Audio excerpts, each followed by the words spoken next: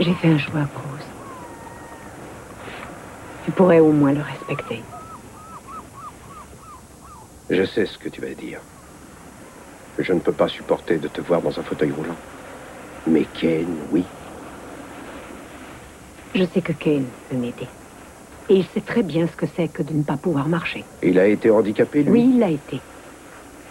Il a remonté la pente sans l'aide de personne. Il a eu aussi des problèmes psychologiques après ce qui lui est arrivé à la guerre. Au collège, j'ai connu une fille. Elle s'appelait Donna Hernandez. Et tu veux bien m'écouter? Elle était la seule à être sortie vivante d'un terrible accident de voiture juste avant les vacances. Elle est restée dans le coma pendant plusieurs mois. Quand elle est revenue à elle, elle était paralysée à 100%. Et il a fallu qu'elle réapprenne à parler et à vivre. Depuis, elle a recommencé à faire des études et aujourd'hui, elle est professeure. Elle a rencontré un homme dont elle est tombée amoureuse. Ils se sont mariés. Il y a de ça 5 ou 6 ans. Juste après, ils ont adopté 2 petits garçons originaires du Salvador. Ils avaient perdu leurs parents pendant les événements. Ils font une belle famille. Je reçois une carte à chaque Noël. Elle est dans un fauteuil roulant, son mari est à ses côtés, ainsi que ses 2 fils. Et elle est heureuse. Je fais le parallèle avec nous en me disant que j'aimerais connaître une telle vie. Alors tout ce que je te demande, c'est de ne pas abandonner. Je te demande de ne pas te sacrifier. Je te supplie de nous donner une chance.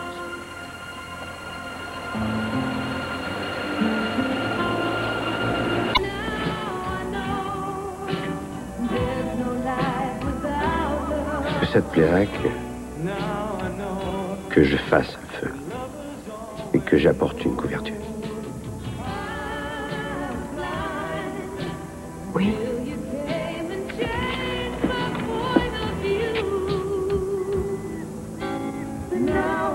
Je suis sûr qu'on peut commencer une nouvelle vie tous les deux. Ce soir.